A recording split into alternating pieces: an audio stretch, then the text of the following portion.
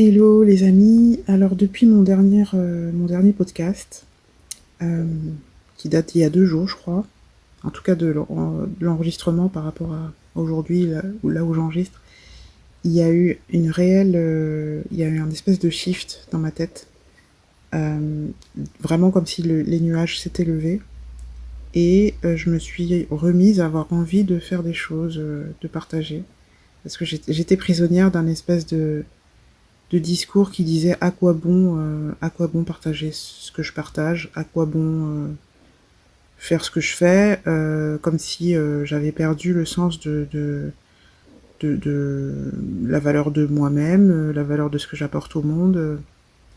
Voilà, et ça faisait plusieurs semaines que j'étais coincée dans ce narratif-là, et je sais pas si c'est le fait d'avoir enregistré cet audio, ce podcast il y a 2 jours ou quoi, mais le temps se lève dans ma tête, on va dire. Et j'ai moins de lourdeur et moins de négativité, moins de pessimisme.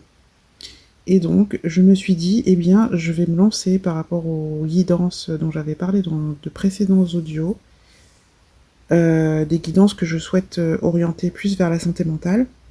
Et donc, aujourd'hui, je me suis dit que j'allais faire un tirage de cartes en audio, donc, pour les personnes qui sont en burn-out et qui sont neuroatypiques. Pour te redonner de l'espoir, pour te donner un peu de soutien, quoi, du courage pour patienter jusqu'à la fin de cette période compliquée, et puis pour avoir des conseils sur comment cheminer vers la guérison. Donc on va commencer par un message d'introduction des anciens, sans intention particulière, juste recevoir un message d'introduction. J'ai déjà tiré ces cartes-là. Du coup, je regarde. Je te mettrai peut-être en image, je vais voir si j'y arrive, te mettre en image les oracles que j'ai utilisés. Ou au pire, je te les mettrai dans la description pour que tu puisses les retrouver. Alors, message d'introduction des anciens. Ouais. En fait, les anciens, là, ils nous disent que ce burn-out, et ça, tu le sais si tu es neuroatypique et que tu es dans cette situation, ce burn-out que tu traverses actuellement, c'est un moment charnière pour te retrouver toi, pour retrouver ton authenticité, pour faire tomber les masques et t'ouvrir à une nouvelle vie. C'est un peu comme si on t'invitait à voir les choses sous un angle plus positif. Parce que on le sait, ces burn-out ils surviennent quand on est arrivé vraiment au bout de nos possibilités en termes de compensation de nos difficultés, de nos troubles. Le burn-out, il arrive à force de vouloir absolument se conformer au monde neurotypique, alors que notre fonctionnement est différent et qu'il mériterait d'être respecté comme le fonctionnement de n'importe qui. Mais bon, voilà, la société est faite de normes et aussi d'un certain degré de pression qui fait qu'on a envie d'être comme les autres, de faire comme les autres, pour ne pas se sentir à part, pour ne pas se sentir rejeté.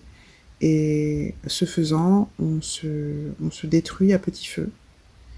Et on se retrouve dans ces états où on est obligé d'être immobile parce qu'on a été trop blessé, trop rudoyé par les événements, par les personnes qu'on a côtoyées, par les contextes dans lesquels on a voulu absolument entrer. Et donc on est obligé de s'arrêter pour se reconstruire. Mais du coup, c'est une reconstruction qui mène forcément vers une existence plus authentique. Voilà pour le message d'introduction. Alors, ensuite, je voulais qu'on explore un peu le principal problème auquel on est confronté quand on est dans cette situation. Quand je dis on, c'est les personnes qui vont tomber sur cette vidéo en suivant leur intuition, par synchronicité, les personnes qui vont se sentir concernées, tout simplement. Je m'inclus dans le tas, parce que je suis dans cette situation. et, et que, et que voilà. Donc le principal problème auquel on est confronté, qui n'est pas forcément celui auquel on pense d'ailleurs. Parfois on se focalise sur un aspect alors qu'en fait c'est pas la priorité. Alors le principal problème auquel on est confronté, ouais.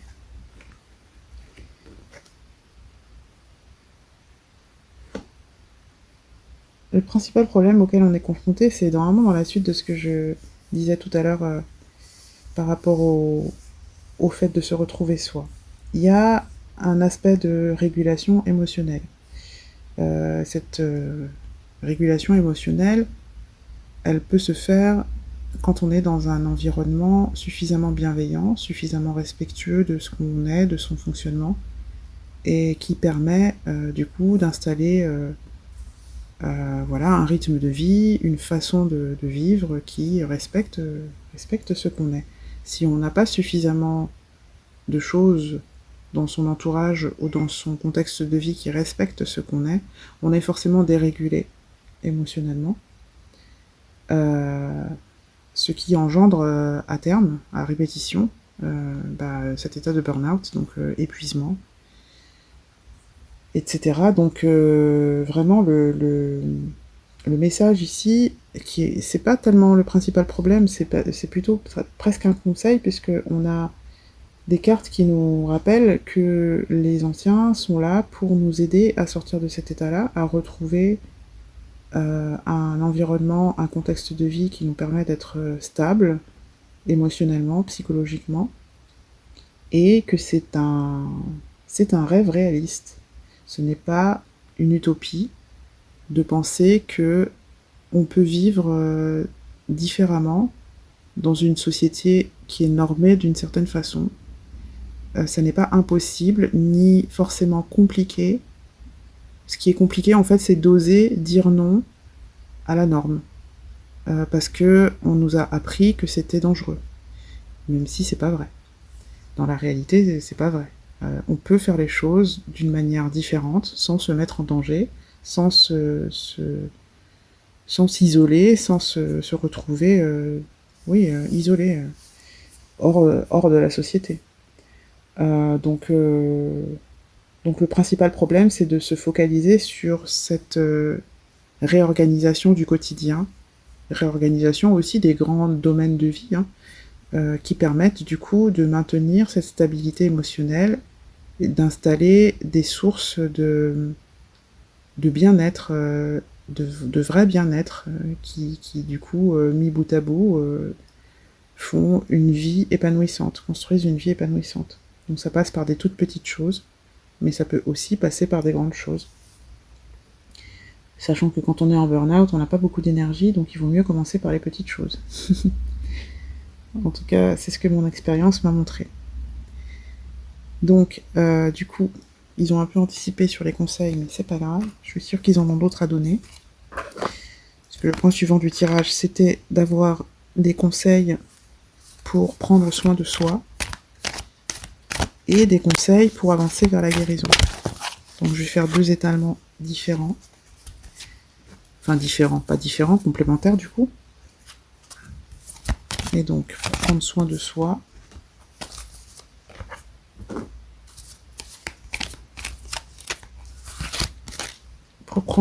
soi, on nous dit de respecter absolument, de manière radicale, le besoin de repos. Alors, je dis ça parce qu'on peut être en burn-out et ne pas et avoir des phases où on se sent un peu mieux et on se rend pas compte que même pendant ces phases-là, il faut rester au repos. Parce qu'il y a différents états dans le burn-out. On n'est pas toujours forcément tellement épuisé qu'on est obligé de rester au lit. Il y a des moments où on est épuisé, mais on peut se lever. On peut faire certaines activités. On peut les faire pendant une certaine durée ou à une certaine intensité. Enfin voilà, c'est pas linéaire et c'est des états qui sont fluctuants, quelle que soit la personne ou quel que soit le burn-out, l'état de burn-out. Donc respecter scrupuleusement le besoin de repos, respecter scrupuleusement son énergie, ne pas forcer du tout et surtout pas pour faire plaisir aux autres. Surtout pas pour correspondre à ce qu'on attend de soi. Alors, c'est plus difficile à dire qu'à faire, surtout quand on est neuroatypique, parce que quand on est neuroatypique, on passe son temps à essayer de gommer nos fonctionnements spontanés, nos besoins instinctifs, pour correspondre à cette norme dont on est entouré. Donc c'est vraiment comme si on avait été, c'est même pas comme si, c'est on a été conditionné à nier nos propres besoins. Et donc c'est difficile quand on se retrouve en burn-out de ne pas avoir ces réflexes dès qu'on a un peu d'énergie, de vouloir compenser les choses qu'on n'arrive plus à faire quand on est trop épuisé. C'est comme si dès qu'on avait un peu d'énergie, il fallait reprendre sa place, mais pas la vraie place qui nous revient, mais la place de la personne qui essaye de correspondre à la norme. C'est un vrai piège et une vraie difficulté avec laquelle je me suis longtemps battue, parce que je me rendais pas compte en fait que j'étais en train d'essayer de compenser ou d'essayer de reprendre la place que j'avais avant. C'est vraiment, il faut réfléchir les choses d'une manière vraiment très différente et se dire que on est en train de devenir en quelque sorte une autre personne, parce que c'est pas la personne qu'on était avant, et en quelque sorte on devient vraiment soi, puisque c'est la personne qu'on est intrinsèquement au fond de soi de manière authentique. Donc je pense qu'on a besoin de savoir comment on peut faire pour mieux se respecter dans ces aspects-là.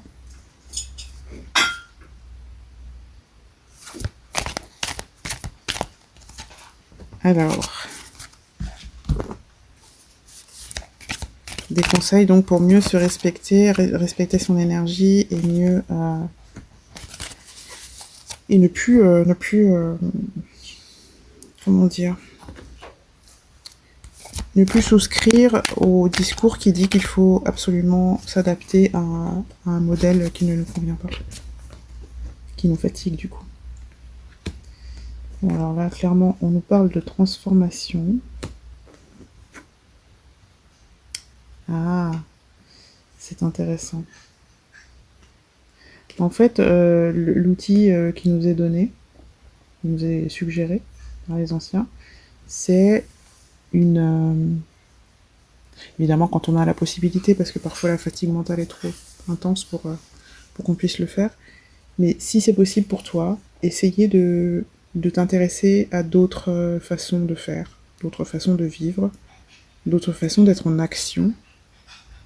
Moi par exemple, au fil du temps et à mon rythme, j'ai pu m'intéresser à des mouvements comme celui du minimalisme. Alors, je parle pas d'un minimalisme extrémiste et des dérives qu'il y a pu y avoir de cette philosophie de vie-là. Je parle plutôt d'une philosophie qui parlerait de se concentrer sur l'essentiel et de mettre son énergie dans les choses essentielles. Donc ça demande évidemment de définir c'est quoi ton essentiel. C'est un exemple, hein, le minimalisme, hein, mais par exemple, j'ai pu aussi m'intéresser à d'autres façons de travailler, d'autres façons de vendre, puisque je suis entrepreneur. Quand je travaille, en tout cas, je le suis. Donc, au départ, dans mes années d'entrepreneur, j'étais bien sûr formée à une certaine façon de vendre, une certaine forme de marketing, et puis progressivement, je me suis intéressée à différentes idées autour de ce concept-là, qui étaient un peu plus humanistes, un peu plus respectueuses du vivant, et ma façon d'être entrepreneur a changé. Donc l'idée, là je te donne des exemples de ma propre vie, mais l'idée c'est de se questionner sur comment les choses peuvent être autrement pour que je puisse faire ce que j'ai envie de faire, mais en passant par un chemin qui me respecte. Qui te respecte, du coup. Et expérimenter, éventuellement, si c'est possible, si tu en as l'énergie, si ça ne te demande pas un gros effort. Mais déjà, te familiariser avec l'idée, avec des façons de penser différentes. Et YouTube regorge de gens qui parlent de leur expérience, de leurs expériences même, je dirais, qui parlent de leurs idées, et qui permettent du coup d'explorer comment vivent d'autres humains, et comment ils arrivent à atteindre des résultats autrement que comme on nous dit majoritairement qu'il faut faire. Voilà. Et donc, je fais un autre étalement de cartes, puisque j'avais demandé conseil pour avancer vers la guérison, et puis on va s'arrêter là ensuite. Conseil pour avancer vers la guérison. Hop.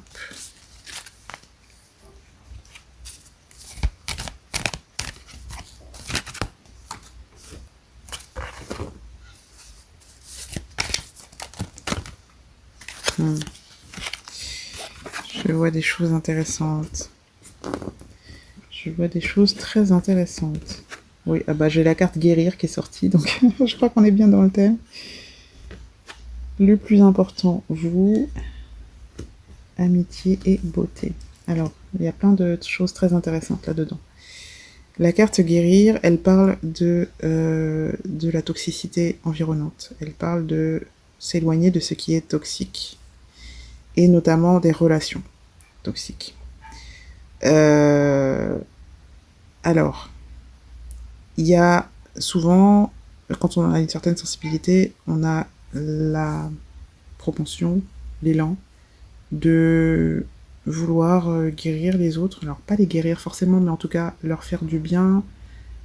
Et puis même dans les mécanismes d'adaptation, il y a ce truc de vouloir que l'autre soit le mieux possible pour éviter les frictions, les tensions, les conflits, éviter de se sentir rejeté, etc. C'est un truc qu'on construit aussi avec cette idée de faire taire sa nature véritable pour correspondre au modèle de la norme.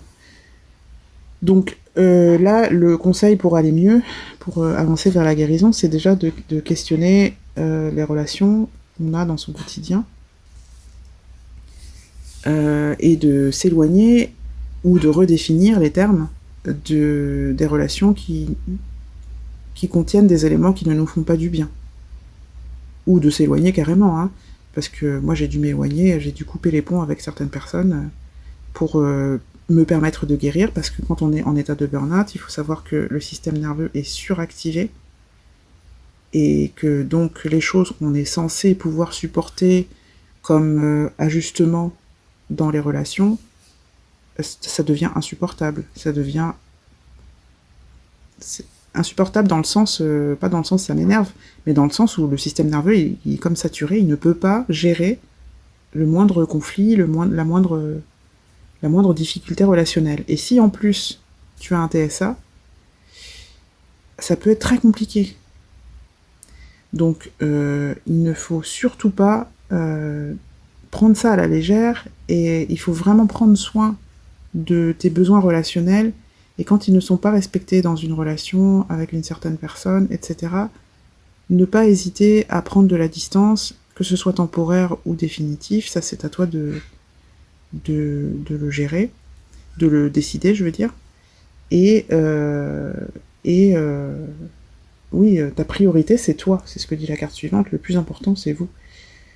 Ta priorité c'est de guérir. C'est comme une maladie grave, hein, le burn-out. Hein. Quand on voit que ça dure plusieurs années, le burn-out neuroatypique, c'est pas à prendre à la légère. C'est pas en continuant à faire des efforts pour arrondir les angles, etc., que on va s'en sortir. Il faut vraiment prendre les choses très au sérieux et dire ok, là, il faut être radical sur tout ce qui crée du stress. Parce que tant qu'il y a du stress, il n'y a pas de repos. S'il n'y a pas de repos, il n'y a pas de récupération. S'il n'y a pas de récupération, il n'y a pas de guérison. Donc ça, c'est un élément important pour avancer vers la guérison. Ensuite, il y a les anciens nous rappellent que ils sont là tout le temps pour nous aider, et qu'il ne faut pas hésiter à leur demander de l'aide, y compris par exemple si tu as du mal à mettre des limites dans tes relations, tu peux leur demander de t'aider pour ça. Globalement, si tu leur demandes de t'aider à guérir de ce burn-out le plus vite possible. Après, ton seul job, c'est d'être à l'affût des signes, des synchronicités, et si tu as des perceptions extrasensorielles, de suivre ce que tu ressens pour être orienté vers la sortie du tunnel, quoi. C'est important. Moi, ça m'aide énormément et ça me permet de cheminer beaucoup plus efficacement et beaucoup plus rapidement. Bien sûr, ça n'exclut pas d'avoir un accompagnement médical. J'ai fait appel à cette ressource-là aussi à certains moments.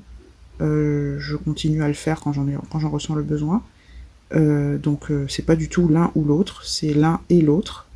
Je pense vraiment que c'est en conjuguant toutes les forces possibles qu'on s'en sort le mieux.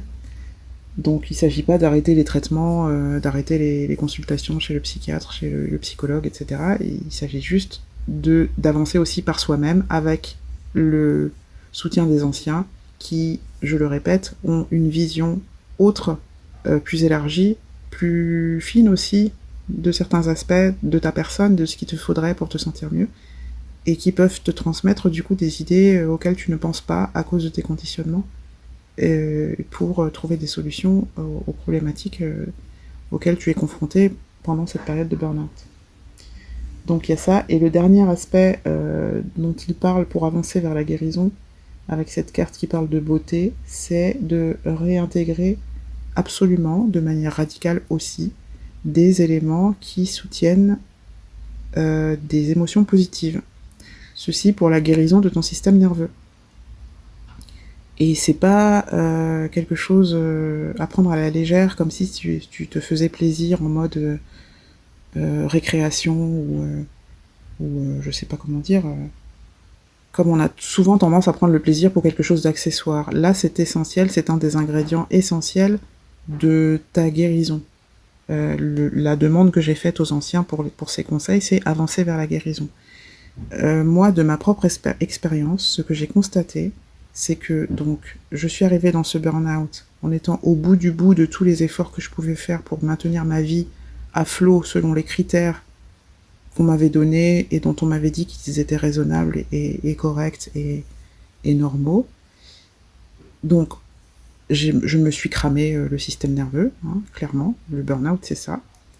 Et donc pour pouvoir sortir d'un état d'hypervigilance et d'hyperréactivité à la moindre stimulation, il est essentiel de réapprendre au système nerveux ce que c'est que la paix, ce que c'est que le plaisir, ce que c'est que la joie.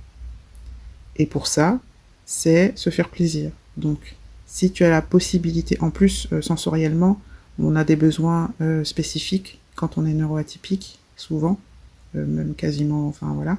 Ça dépend après de ton cocktail de neuroatypie, mais voilà. La plupart d'entre nous, on a besoin de stimulation sensorielle particulière. Donc c'est vraiment le moment de s'autoriser toutes ces sensations qui nous font du bien, que ce soit des sensations gustatives, que ce soit des sensations tactiles, que ce soit des sensations au niveau sonore. Bon, je vais pas te faire tous les 5 sens, tu as compris le principe, mais par exemple, il y a quelque chose sur lequel moi j'ai eu un peu de difficulté par rapport à l'alimentation, puisque j'ai un passif de troubles alimentaires que j'ai réglé, hein, mais qui reste quand même gravé dans ma mémoire avec la peur de retomber dans ce genre de comportement, avec les conséquences que ça peut avoir sur les fluctuations du poids. Donc j'ai fait tout un travail pour sortir de la restriction alimentaire. C'est ce qui m'a permis de régler mon problème d'hyperphagie. Et ensuite, donc ça c'était il y a des années, et quand le burn-out est arrivé, avec son cortège d'angoisses diverses et variées, eh bien, je me suis retrouvée avec des envies de sucre et de gras phénoménales qui me faisaient peur, tout simplement. Et les anciens n'ont eu de cesse de me répéter qu'il ne fallait absolument pas avoir la moindre restriction alimentaire, justement pour respecter mon système nerveux hyper réactif à cause du burn-out et éviter de relancer des mécanismes qui entretiennent l'épuisement et le mal-être.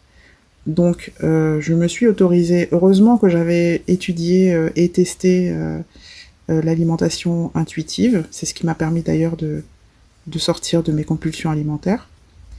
Et donc, j'ai repris ces principes-là, en m'autorisant à manger vraiment ce que j'avais envie de manger au moment où j'avais envie de le manger. Et au final, il n'y a pas eu de problème, puisque ça fait quand même 5 ans que je suis en burn-out, et j'ai pas eu de problème de poids, j'ai pas eu de compulsions alimentaires. Il y a même des moments où je n'arrive pas à manger parce que sensoriellement c'est trop de stimulation. Et du coup, voilà, il y a des moments où j'ai besoin de manger des choses avec plein de goûts différents dans le même repas. Et à ce moment-là, c'est pas un repas construit, mais je décide d'accepter ça et de me faire un plateau type plateau d'apéro avec évidemment les nutriments nécessaires et surtout en suivant mes envies. Et tout ça se régule en fait spontanément et surtout ça ne crée aucun signal d'alerte au niveau de mon système nerveux et donc ça respecte mon équilibre psychologique quoi. Donc là j'ai pris l'exemple de l'alimentation mais ça peut être aussi le fait de s'autoriser à s'acheter un bouquin, un nouvel oracle, un vêtement, enfin voilà c'est des petites choses qui peuvent, si tu en as les moyens, te permettre de te faire plaisir au quotidien. Évidemment, il n'y a pas que la consommation. Hein. Il y a aussi s'autoriser à revoir un programme que tu aimes beaucoup et qui te fait du bien, que ce soit un film, une série, une émission, un jeu, enfin bref. Se faire plaisir, quoi. Se faire plaisir, ramener la joie, ramener la paix aussi. Ça, c'est important, la paix. Et là-dessus, faut vraiment être hyper intransigeant. Parce que dès qu'il y a la moindre perturbation, et il y en aura forcément, ça va, chez toi, ça va faire un espèce d'incendie sensoriel, nerveux, qui va être difficile à absorber. Il va te falloir plusieurs jours pour... Enfin, je pense que je t'apprends rien, hein, si tu es en burn-out, tu le sais. Donc il faut vraiment respecter le plus possible ta paix dans tous les aspects où tu peux le faire. Et ça passe aussi par déléguer pas mal de choses, que ce soit à un service payant, si tu en as les moyens, ou que ce soit à ton entourage. Il y a vraiment à apprendre à demander de l'aide. C'est pas évident. C'est vraiment pas évident, mais ça vaut le coup. Ça vaut le coup, et il y a vraiment plein de façons de le faire qui permettent de ne pas se sentir trop... comment dire, de pas se sentir trop mal de demander quoi. Après c'est des habitudes, hein. Si on a été éduqué à ne jamais demander d'aide, c'est plus compliqué bien sûr, mais voilà, c'est quand même une bonne habitude à prendre, une bonne chose à faire pour sa propre santé, pour guérir, et c'est comme ça qu'il faut le présenter aux gens autour de soi. C'est pas pour devenir un assisté à vie ou une assistée à vie, c'est pour être soutenu dans son processus de guérison. Voilà, et ben je vais m'arrêter là pour aujourd'hui. Je suis contente parce que ça s'est bien passé, mais j'avais peur de pas être très fluide au niveau de ma médiumnité, mais en fait ça va. Donc peut-être que c'est le début d'une nouvelle possibilité d'activité pour moi. On va voir. En tout cas, je te remercie de ta présence, de ton écoute, et je te dis à la prochaine.